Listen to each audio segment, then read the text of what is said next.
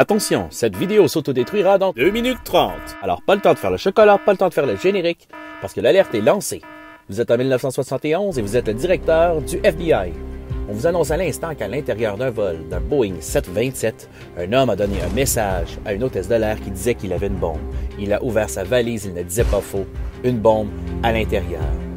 Son alias est D.B. Cooper et il a 3 demandes. Il veut 4 parachutes, 200 000 $ en billets et de l'essence pour refaire le plein à son arrivée.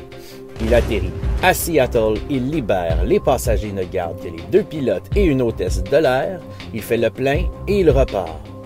Vous vous dites, nous allons saboter les parachutes, mais il en a demandé 4, il y a pensé, donc il pourrait peut-être sauter avec un otage. Vous avez décidé de le faire suivre par 2 avions de chasse. Bonne idée. Mais D.B. Cooper demande aux pilotes de faire descendre l'altitude, d'aller à la vitesse la plus basse. Il sait qu'il y a plein de nuages et qu'on est en pleine nuit à 19h30, aucune visibilité. Une fois arrivé à Reno, il atterrit pour faire un 2e plein, mais D.B. Cooper n'est plus à bord. Il a fait ouvrir la soute à bagages, il a sauté en parachute tandis qu'il était dans les nuages. Les pilotes dans les chasseurs ne s'en ont jamais rendu compte.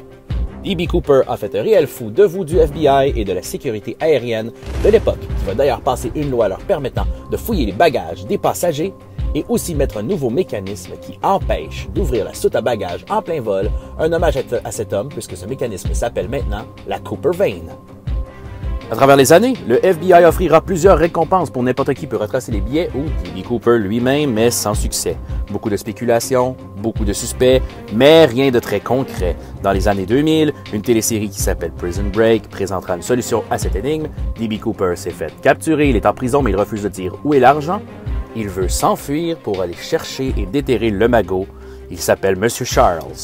En 2019, le FBI prétendra savoir qui est D.B. Cooper et dévoilera des documents inédits qui le prouvent, mais lorsqu'on les lit, ça sent plus la politique et la bonne vieille couverture de derrière.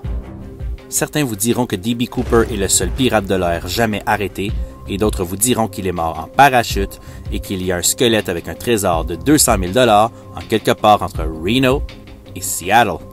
J'espère que vous avez aimé cet épisode et on se voit demain pour un autre. 2 minutes 30, je t'avais dit de laisser faire le générique de fin!